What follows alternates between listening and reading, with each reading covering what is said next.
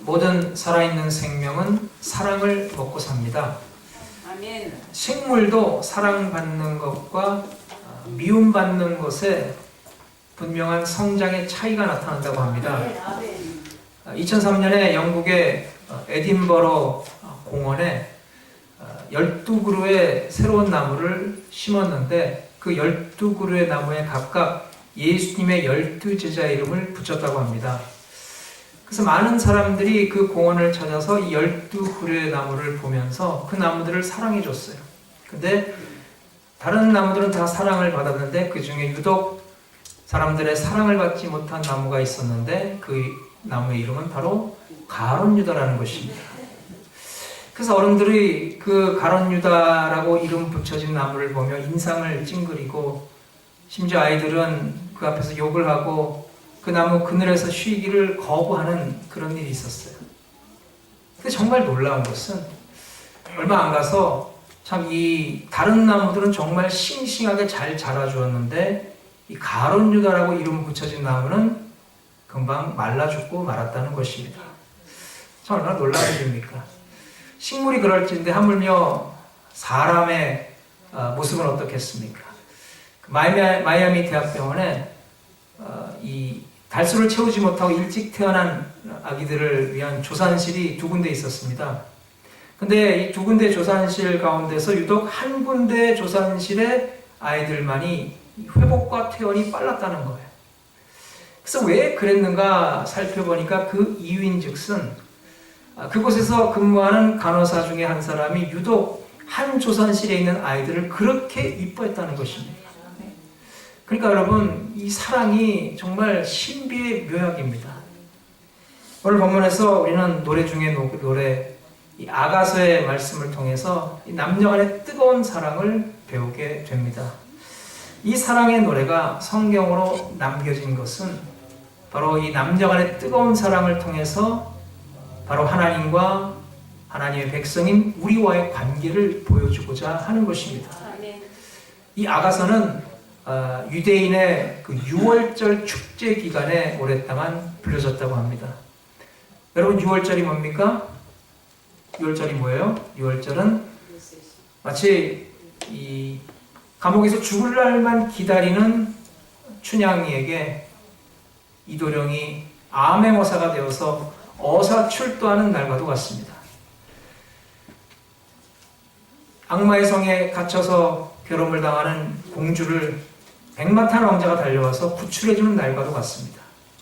그러니까 애굽에서의 그 노예 생활에 고통이 사무쳐서 신음하던 그 이스라엘 백성들의 그 신음소리가 하나님 보좌 앞에 상달되었을 때 하나님께서 내 백성 내놔라 하시면서 애굽을 치시던 바로 그날입니다. 이스라엘 백성들이 이와 같이 하나님과의 사랑이 회복된 그날을 6월절로 기념하면서 대대로 잔치를 벌이게 되었다는 것입니다. 그런데 그렇게 축제날, 하나님과의 사랑을 회복한 날 6월절에 이 아가서를 부르고 시로 읊는 까닭은 바로 거기 아가서에 나온 2 주인공, 바로 솔로몬과 술람미가 바로 하나님과 자신들 이스라엘 백성들의 모습임을 그들은 믿었기 때문이에요. 여기서 중요한 것은 6월절에 죽음의 신이 왜 이스라엘 백성들의 집은 치지 않고 건너뛰었냐 하는 것입니다. 왜 그랬습니까? 그것은 바로 그 집 문 기둥에 어린 양의 피가 발라져 있기 때문입니다. 그 어린 양의 피는 무엇을 상징합니까? 바로 하나님의 어린 양 예수 그리스도의 흘리신 보혈 피가 하나님과 우리 사이를 가로막고 있는 죄담을 허무는 역할을 하기 때문입니다. 그래서 이 아가서에 나오는 2 주인공 술람미는 바로 예수 그리스도의 사랑받는 신부인 교회를 상징하고 솔로몬은 그 교회를 사랑하는 예수 그리스도를 의미하는 것입니다. 술람미는 포도원에서 뜨거운 떼약볕에서 일하던 지극히 평범한 시골 처녀였어요. 그래서 자신에게 대해서 고백하기를 나는 샤론 광야에 한떨기 수선하여 골짜기의 백합화와 같습니다. 그 이스라엘에 가면은 아주 넓다란 광야가 펼쳐져 있는데 그 광야 이름이 바로 샤론입니다. 그러니까 그 샤론에는 정말 이름 없는 많은 들꽃들이 피어 있는데 이 술람미는 자신에 대해서 고백하기를 그와 같은 참 샤론 광야에 이름 없이 피고 지는 들꽃과도 같다고, 지극히 평범하고 지극히 비천한 존재라는 것을 표현하고 있습니다. 하지만 이 시골 처녀에게 온 마음이 다 빼앗긴 솔로몬에 있어서는 그렇지가 않습니다. 솔로몬에게 있어서 술람미는 가장 아름답고 가장 특별한 꽃이라는 것. 주례를서는 어느 목사님이 신랑에게 이런 말을 했다고 합니다. 이제부터 다른 여자는 거들떠보지도 않겠습니다. 여러분 그렇죠? 우리가 한 사람과 사랑에 빠지면은 다른 사람은 눈에 들어오지 않습니다. 솔로몬이 그랬어요. 솔로몬은 왕입니다. 주변에 얼마든지 정말 어여쁘고 잘난 그런 여인들이 즐비합니다. 그러나 솔로몬은 유독 이 시골 처녀 술람미에게 마음이 꽂혀서 술람미만이 자신의 완전한 사랑이라고 고백하고 있어요. 그의 마음에 가득한 애정 표현을 하는데 옛날 드라마에 보면은 그 유명한 대사 내 안에 너 있다 뭐 그런 말과는 비교되지 않는 정말 고차원적인 정말 감동적이고 정말 아름다운 표현으로 그의 신부를 자랑하고 있다는 것입니다. 내 사랑아 너는 어여쁘고 어여쁘다. 너의 눈이 비둘기와 같도다. 그래서 참 사랑에 빠지면 눈에 콩깍지가 씌어진다는 말이 사실인 것 같아요. 우리 주 예수님이 우리를 그렇게 사랑하셔서 높고 높은 보좌를 버리시고 낮고 낮은 이 땅 가운데 우리 인간의 형상을 입으시고 임하셨어요. 뿐만 아니라 예수님은 사람들 가운데 가장 가난한 사람들을 불쌍히 여기시고 예수님께서 친히 당신의 태어날 장소로 마구간의 말구유를 정하셨다는 거예요.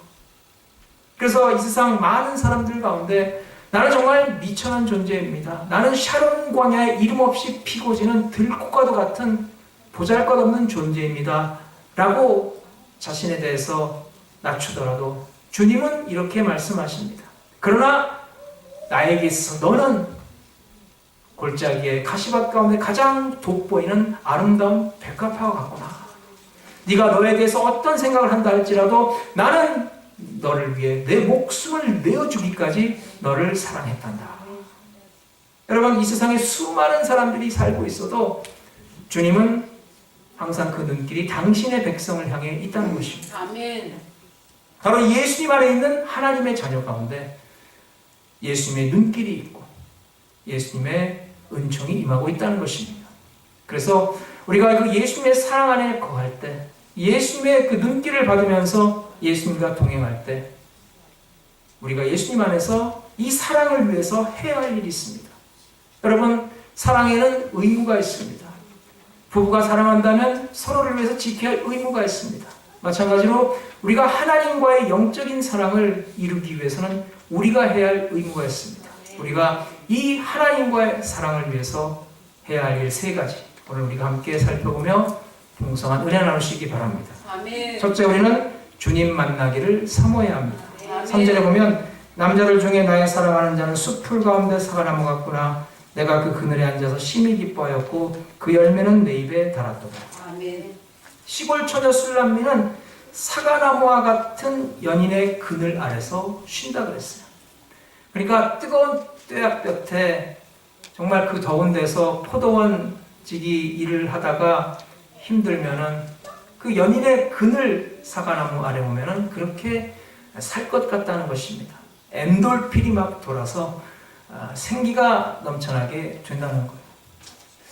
여러분 사실 사랑하는 연인과 보내는 시간이 가장 행복한 시간입니다. 그래서 술람미에게 있어서 솔로몬이 쉴 수 있는 쉼터였듯이 우리에게 있어서 우리의 영혼의 쉼터는 바로 예수님이십니다. 예수님은 환난 중에 우리가 피할 피난처가 되십니다. 다윗은 그 전쟁터에서 수많은 적군이 앞에 있는 상황 가운데서도 편히 잠들 수가 있었다 그랬어요. 그 이유가 무엇이겠습니까? 그럼 이렇게 고백합니다. 시편 46편 1절로 3절. 하나님은 우리의 피난처시요 힘이시니 환난 중에 만날 큰 도움이시라. 그러므로 땅이 변하든지 산이 흔들려 바다 가운데 빠지든지 바닷물이 흉용하고 뛰놀든지 그것이 넘침으로 산이 요동할지라도 우리는 두려워하지 아니하리로다. 주 안에 거함으로써 누리는 이 평안함이 우리 가운데 나타나기를 소망합니다. 6절 보면 그가 왼팔로 내 머리를 고이고 오른팔로 나를 안는구나. 마치 아기가 어머니의 따뜻한 품 안에서 새록새록 잠드는 모습과도 같아요. 여러분, 인생의 여정에서 피곤하고 지치고 힘들 때 이 따뜻한 예수님의 품 안으로 들어오시기 바랍니다. 아멘. 여러분, 그럴 자격이 있습니다. 아멘. 그걸 위해서 예수님은 우리를 대신해서 십자가의 제물이 되어 주셨어요. 예수님께서 친히 말씀하시기를 내가 건강한 사람을 위해서가 아니라 병든 자를 위해 왔다고 말씀합니다. 내가 어떻게 그럴 수가 있습니까? 내가 그럴 자격이 있습니까? 라고 할 필요가 없어요. 주님의 품 안에 오는 사람을 주님은 절대 내치지 않으십니다. 문제는 이 품 안으로 들어오지 않는 거예요. 예수님 말고 세상 다른 곳에서 만족과 평안을 얻으려 가는데 문제가 있다는 것입니다. 여러분, 영혼의 쉼터 되신 예수님 품 안에 안기기 전에는 인생은 끝없는 방황과 갈등과 염려로 가득 차는 법입니다. 우리 가운데 육체적인 무거운 짐을 지신 분이 있습니까? 여러분, 예수님 품 안으로 들어오시기 바랍니다. 아멘. 여러분, 예수님 스스로 그 모진 십자가의 고통을 당하셔서 세상 그 누구보다도 우리 인간이 겪는 육체적인 고통을 잘 이해하십니다. 우리가 짊어지고 있는 모든 죄짐과 모든 질병의 짐을 예수님이 다 이해하시고 통찰하세요. 경제적인 무거운 짐을 가지고 계십니까? 여러분, 예수님은 가장 가난한 목수의 집안에서 자라나셨어요. 그리고 예수님께서 40일 동안 광야에서 금식 기도를 하시면서 몸소 배고픔을 체험하셨어요. 그렇기 때문에 예수님은 우리 인간이 이 세상 살아가면서 겪는 경제적인 어려움, 염려를 누구보다도 잘 이해하시는 분이세요. 시골 여인 술람미는 생전 가보지 못한 귀족들의 잔치에 초대를 받아서 가게 되었어요. 그런데 그곳에서 술람미는 솔로몬 옆에 있는 것으로 인해서 그 자리에 참석한 수많은 귀족들의 부러움을 샀다는 것입니다. 야, 저 여자가 도대체 누구길래 저렇게 높으신 분이 그렇게 귀하게 여기는가? 그 자리에 참석한 많은 귀족들이 너무나도 신기해하고 놀랐다는 것입니다. 잔치에서 솔로몬의 깃발은 오직 술람미를 위해 휘날립니다. 여러분, 깃발은 전쟁에서 그 나라를 상징합니다. 그러니까 그 깃발 아래에 있는 사람은 완전한 보호를 받는 거예요. 근데 그 잔치 자리에서 참 많은 귀족들이 참석했는데 그 귀족들이 이 미천한 시골 여인 술람미를 경솔히 가볍게 대할 수가 없어요. 그 이유는 바로 솔로몬의 깃발, 솔로몬의 완전한 보호가 그 술람미를 감싸고 있기 때문입니다. 이것이 바로 주님 품 안에서 누리는 성도의 축복인 것입니다. 아멘. 뿐만 아니라 주님은 우리를 위해 저 영원한 천국, 새하늘과 새 땅을 예비해 주시고 아멘. 그리고 우리에게 영원한 복락, 영원한 안식을 약속해 주셨어요. 아멘. 신랑 예수님은 신부된 우리에게 말씀하십니다. 하늘의 왕인 내가 너희를 영접하여 내가 있는 곳에 너희도 있게 하리라. 아멘. 그리고 너희는 나와 함께 영원토록 저 영원한 나라에서 세세 무궁토록 왕노릇하리라. 아멘. 시골 포도원지기 술람미가 솔로몬의 잔치에 초대받아서 느꼈던 기쁨과 감격은 비교도 되지 않는 엄청난 환희와 감격이 우리가 그리스도의 신부로서 하늘나라에 입성할 때 누리게 되는 줄로 믿습니다. 아멘. 여러분, 성경에 보면은 수많은 믿음의 사람들이 바로 그 나라를 바라보았다고 했어요. 믿음의 조상 아브라함이 이 땅에 살면서 이 땅의 고향을 바라보지 않고 하늘의 고향을 바라봤다고 했어요. 모세도 바로의 공주의 아들로서의 부귀와 권세를 버리고 주님의 종으로서의 고난의 길을 가고자 했던 까닭은 그가 바로 저 영원한 하늘나라 도성을 바라보았기 때문이라고 했어요. 아멘. 사랑에 빠진 여인 술람미는 이 행복한 꿈에서 깨어나지 않기를 원합니다. 여러분, 우리가 정말 기쁜 일을 맞이했을 때 정말 그 순간에서 깨어나지 않기를 원하지 않습니까? 그래서 작은 소리에도 깜짝깜짝 놀라는 이 노루와 들사슴에게 부탁할 정도로 그는 그 달콤한 사랑의 꿈으로부터 그 어떤 것도 방해하지 않기를 소망하는 것입니다.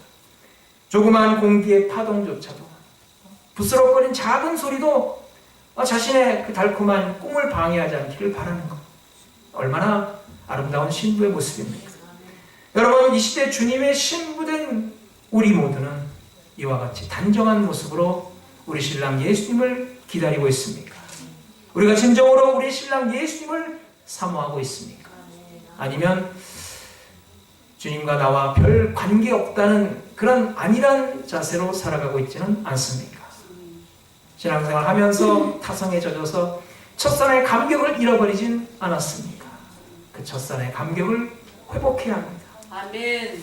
솔로몬과 술람의 불꽃 튀는 그 사랑의 열정이 우리 가운데도 나타나게 해달라고 기도하고 사모하시기 바랍니다. 아멘. 진정으로 우리 모두는 술람 여인처럼 정말 상사병이 날 정도로 주님을 사모해야 합니다. 아멘. 그런 간절함이 우리에게 있어야 합니다. 아멘. 그럴 때 주님은 우리를 만나주시고 하늘의 위로와 평안으로 복락으로 충만하게 채워주실 줄로 믿습니다. 아멘.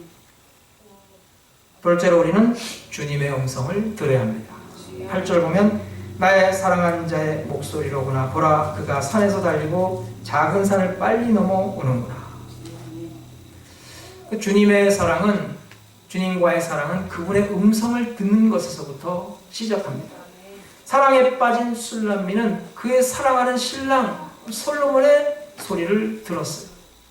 근데 옆에서 나오는 소리가 아니라 멀고 먼 산과 언덕을 넘어서 들려오는 신랑의 소리를 들었다는 거예요.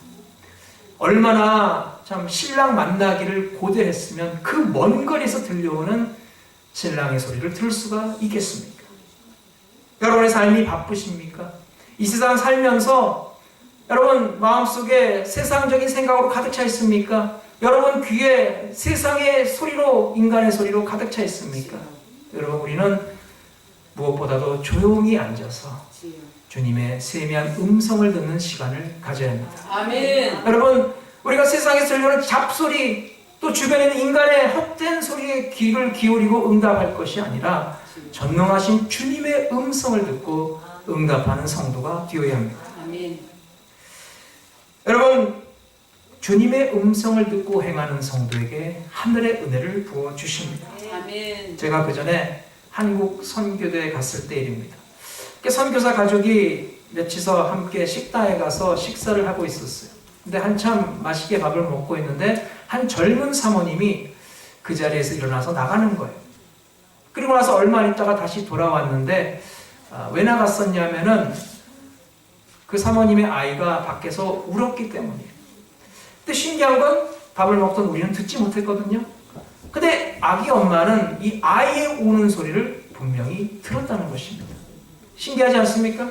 왜 그렇습니까? 사랑의 연결선 때문이에요. 사랑은 사랑하는 자의 소리에 민감하도록 그 채널이 연결되어 있어요. 그 사랑에 빠지면은 다른 일을 하다가도 이 사랑하는 사람의 소리를 듣게 되어 있다는 거예요.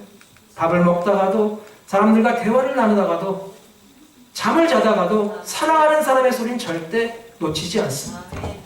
그러니까 말하자면은 바로 사랑하는 사람의 소리를 들을 수 있는 또 다른 귀가 하나 더 있다는 거예요. 그래서 사랑에 빠진 술람미의 귀는 신랑 솔로몬의 소리를 저 먼 산과 언덕의 그 먼 공간을 초월해서 들을 수가 있었다는 거예요. 여러분, 이와 같이 우리 모두는 주님의 음성을 듣고 주님의 음성에 반응하는 성도가 되어야 합니다. 세상의 헛된 소리가 아니라 주님의 음성을 듣고 그 음성을 따라 행하는 성도가 되시기 바랍니다. 아멘. 사랑하는 이를 위해 항상 귀를 열어두고 있는 술람미는 멀리서 들려오는 신랑의 소리를 생생하게 들었어요. 아마도 신랑 솔로몬도 참 그 먼 길을 달려오면서 노래를 불렀을 것 같아요. 왜 사랑에 빠지면 다들 시인이 되고 가수가 된다고 하지 않습니까? 그래서 노래를 부르면서 사랑 고백을 하기도 합니다. 아무튼 사랑하는 술람미를 위해서 시를 읊었든지 혹은 노래를 불렀든지 간에 신부가 알아들을 수 있도록 이 소리를 내면서 솔로몬이 달려오는데 들사슴처럼 달려왔다는 거. 들사슴이 얼마나 빠릅니까? 신부가 보고 싶으니까 왕의 체면이고 위신이고 다 필요 없어요. 빨리 달려서 그 신부를 품에 안고 싶은 그 열정에 그 먼 길을 들사슴처럼 달려왔다는 것입니다. 여러분, 사랑하는 이에게 사랑을 표현하는 것은 절대 부끄러운 일이 아닙니다. 사랑하는 사람을 위해서 어떤 희생도 감수할 수 있는 겁니다. 아멘. 여러분, 진정한 사랑은 어려운 여건 가운데서도 더 뜨거운 사랑의 불꽃을 태웁니다. 정말 불타오르는 사랑은 죽음도 막을 수 없는 힘이 있는 거예요. 솔로몬이 사랑한 여인 술람미를 향해 들사처럼 달려오는 것 같이 우리 구주 예수님, 우리의 신랑 예수님이 우리를 향해 그렇게 달려오신다는 것. 탕자 뒤에 보면은 아버지의 품을 떠난 탕자가 뒤늦게 철이 들어서 이 아버지의 집으로 돌아옵니다. 그런데 아직도 먼 거리에 있는데 이 아들임을 알아본 아버지는 그 아들을 향해서 마치 100m 달려가듯이 뛰어갔어요. 그리고 참 이 아들이 집에 돌아오면서 아버지에게 무슨 핑계를 댈까 준비한 멘트를 시작하기도 전에 아버지는 두 팔로 아들을 껴안고 그 거지 생활로 더러워진 아들의 얼굴에 키스 세례를 퍼붓습니다. 여러분, 그렇습니다. 우리 주님은 우리가 죄송합니다, 잘못했습니다 라고 고백하기도 전에 우리가 아버지의 품으로 돌아갈 마음만 먹으면 이미 그 마음을 받으시고 우리를 그 품에 안으시는 줄로 믿습니다. 주님은 말씀하세요. 난 내 양 때 내 사랑하는 교회를 위해 내 목숨을 버리노라 말씀하셨고, 주님의 사랑하는 교회를 위해서 당신의 목숨을 내어주셨어요.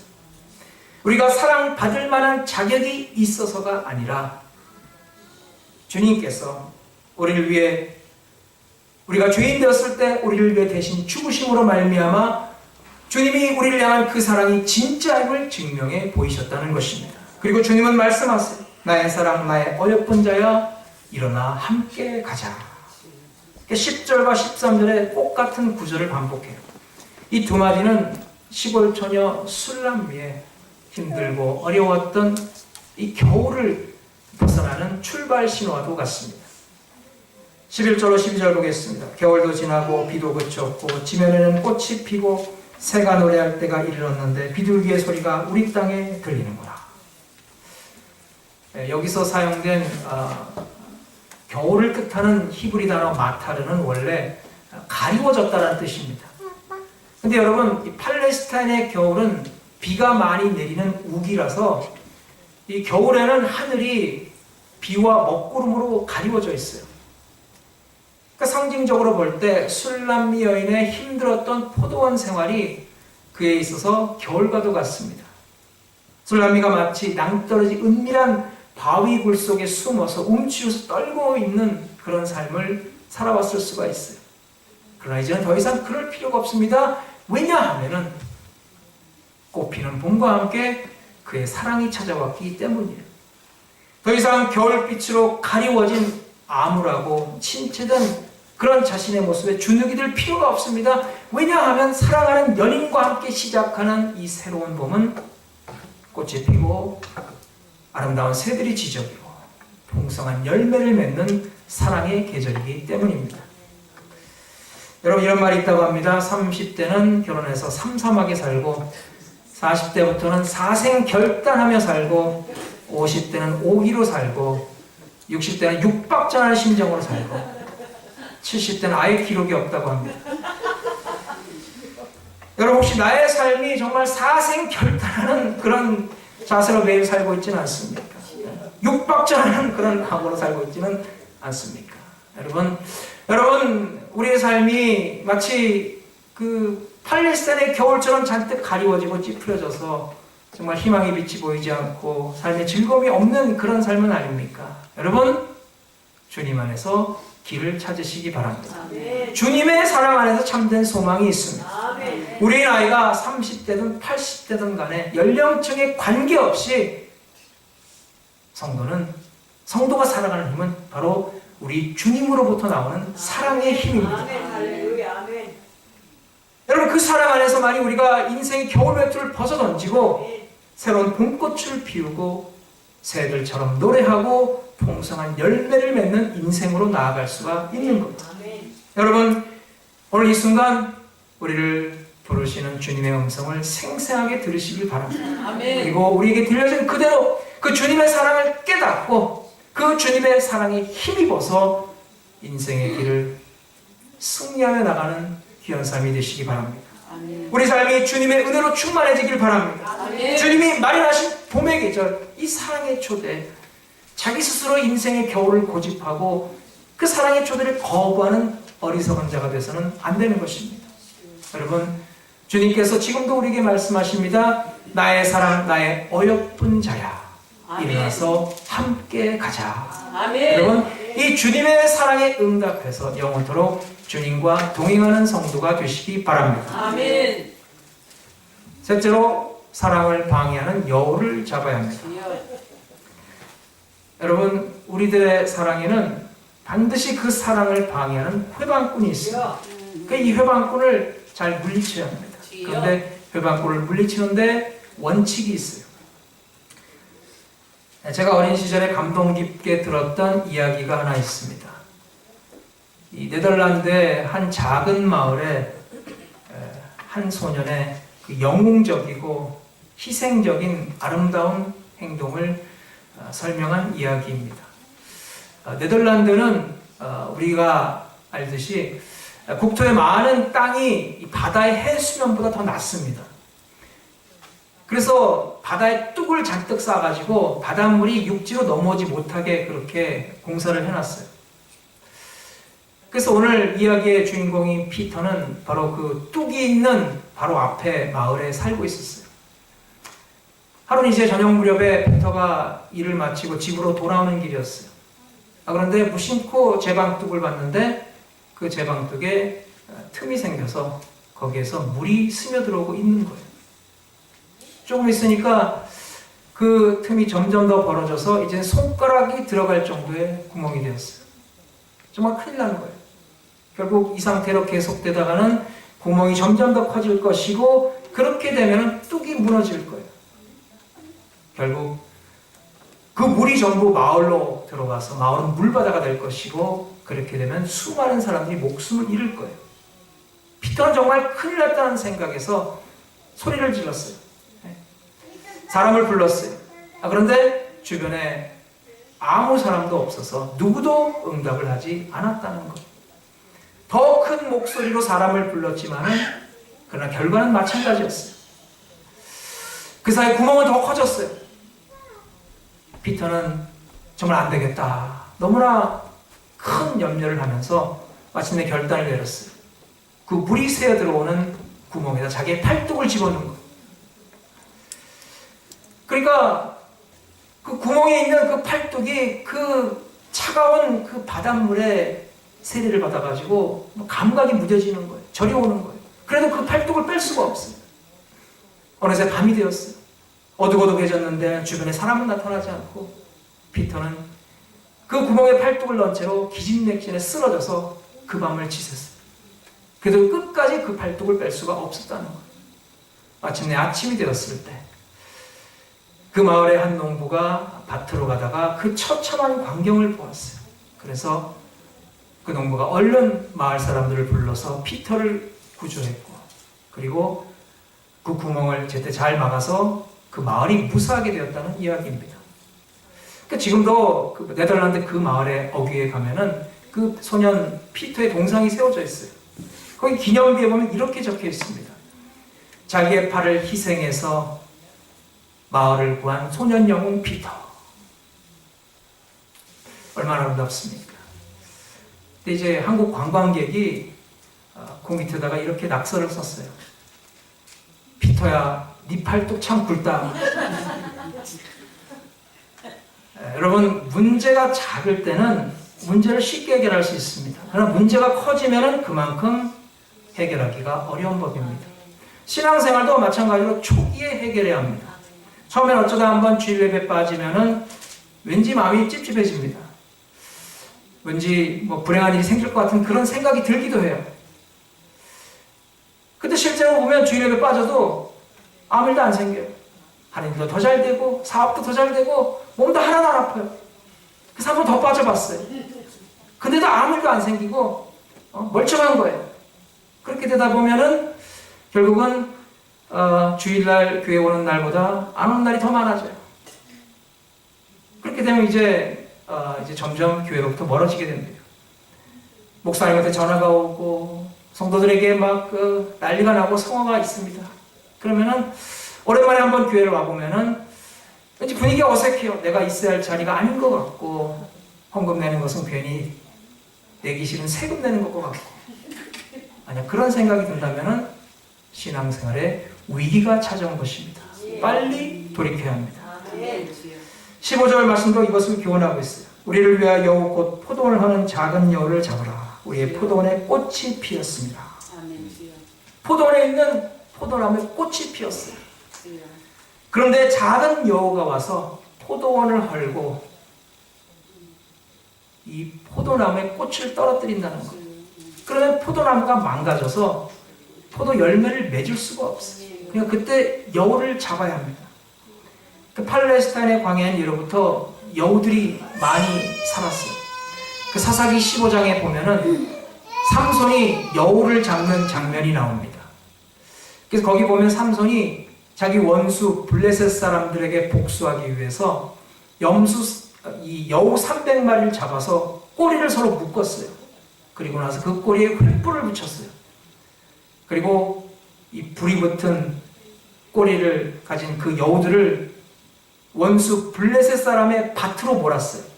그러니까 이 꼬리에 불이 붙은 여우들이 블레셋 사람의 밭에 들어가서 이리 뛰고 저리 뛰고 하면서 그 블레셋 사람들의 곡식과 감람나무를 다 불태웠어요. 그래서 이와 같이 여우는 예로부터 이 팔레스타인에 포도 농사를 짓는데 가장 큰 적으로 간주되었어요. 그러니까 포도 농사를 열심히 짓는데 거기 나타나서 땅을 파고 구덩이를 만들고 뿌리를 갉아먹고 줄기를 파헤치는 그런 해로운 짓을 했다는 것입니다. 그런데 여우가 이렇게 맹렬히 활동하는 시기가 바로 포도나무에 꽃이 피는 시기라는 거예요. 그러니까 포도나무에 꽃이 필 때 이 여우를 잡지 않으면 그의 포도농사는 망치는 거예요. 여기서 포도원은 교회입니다. 그리고 여우는 이 교회를 무너뜨리려고 하는 마귀의 세력입니다. 여러분, 마귀는 지금도 호시탐탐 기회를 엿보면서 성도들을 실족시키고 교회를 혼란시켜 무너뜨리려고 있다는 것입니다. 여러분, 우리가 주님과 가까워지는데 그 사이를 방해하는 것이 무엇입니까? 내가 주님 곁으로 한 걸음 더 나가는데 거기를 막고 있는 그 장애물은 무엇입니까? 도대체 무엇이 내가 주님 앞으로 가는 길을 막고 있냐는 거예요. 어떤 사람은 지나간 과거 일에 발목이 잡혀서 앞으로 나아가지 못합니다. 어떤 사람에게는 세상 쾌락이 작은 여우고 어떤 사람에게는 게으름이 작은 여우. 자기 자아가 너무 강해서 자기 중심에 자아가 너무 강해서 조금이라도 마음이 틀리면 교회의 발걸음을 끊어버리는 그런 자기의 강한 자아가 작은 여우가 될 수가 있어요. 감정의 기복이 심해서 좋을 때 나쁠 때가 너무나 차이가 나고 이랬다 저랬다 왔다 갔다 하는 그런 모습이 작은 여우가 될 수가 있어요. 여러분, 그것이 무엇이든지 간에 내가 주님 앞으로 나아가는 길을 방해하는 그것은 다 작은 여우이고 그 작은 여우를 우리가 물리쳐야 하는 것입니다. 15절에 우리를 위하여라 그랬어요. 나를 위해가 아닙니다. 다른 어떤 사람을 위해가 아닙니다. 우리 모두를 위해서입니다. 성경은 하나님께서 세상 가운데서 하나님의 백성으로 구별해서 따로 불러낸 사람들을 교회라고 했어요. 그래서 여러분, 우리가 흔히 쓰는 말 가운데 성도는 거룩한 무리라는 뜻입니다. 네. 그러니까 여러분, 성도는 세상에 함께 살아가지만은 성도는 세상에 속한 게 아니라 우리의 소속은 하나님이라는 거예요. 아멘. 예수님이 요한복음 17장 16절에 이렇게 기도하셨어요. 내가 세상에 속하지 아니함 같이 저희도 세상에 속하지 아니하였사옵나이다. 저희를 진리로 거룩하게 하옵소서. 예수님의 기도에는 이 소속감 못지않게 강조되는 또 하나가 있습니다. 그것은 바로 교회는 주 안에서 하나라는 것입니다. 아멘. 여러분, 내가 정말로 주님께 속한 백성이라고 생각한다면 우리는 주님의 몸된 교회도 속한 백성입니다. 아멘. 내가 진정으로 주님을 사랑한다고 믿는다면 동시에 주님의 몸된 교회도 주님처럼 사랑해야 합니다. 아멘. 여러분, 교회는 교회 안에 많은 지체들로 구성이 되어 있습니다. 세상에서 원근 각처에서 별하별 인생의 역경을 겪어온 수많은 형제 자매들이 모여서 한솥밥을 먹는 것입니다. 다양한 사람들이 모였어요. 다 다릅니다. 그래서 우리가 주 안에서 다양한 지체로서 조화를 이루어가는 것이고 그 조화 가운데 우리가 예수 그리스도의 사랑으로 협력해서 사명을 감당하는 것. 우리가 함께 일할 때 서로를 존중해주고 서로를 이해하고 배려하고 무엇보다도 주님의 몸된 교회를 위해서 하나님의 영광을 위해서 사명을 감당해야 합니다. 그래서 교회가 하나 되는 것을 방해하는 그 어떤 것이든지 그것은 바로 작은 여우입니다. 우리 주 안에서 한 가족입니다. 어떤 환경 가운데서도 우리가 주님의 사랑으로 우리가 사명 감당하고 주님의 몸된 교회가 하나 되도록 노력해가는 성도가 되시기 바랍니다. 아멘. 사랑하는 여러분, 주님께서는 우리의 부족함과 연약함을 개의치 않으시고 우리를 사랑하셨습니다. 우리를 그 누구보다 사랑하십니다. 그리고 우리를 찾아와 만나 주셨어요. 그리고 우리에게 말씀하십니다. 나의 사랑, 나의 어여쁜 자야, 일어나 함께 가자. 아멘. 우리를 붙잡아 일으켜 세워 주십니다. 여러분, 그 사랑에 힘입어서 주님의 손잡고 영원토록 주님과 동행하는 성도가 되시기 바랍니다. 아멘. 주님과 나 사이를 방해하는 그 어떤 작은 여우도 넘어가지 말고 믿음으로 예수 이름으로 물리치시기 바랍니다. 아멘. 우리는 부족합니다. 그러나 주님의 우리를 향한 사랑은 너무나 뜨겁습니다. 그 사랑에 힘입어서 주님을 향한 변함없는 믿음의 지조를 지켜 주님과 영원토록 동행하며 승리하시기를 주의 이름으로 축원합니다. 아멘. 하나님 감사합니다. 주님만을 의지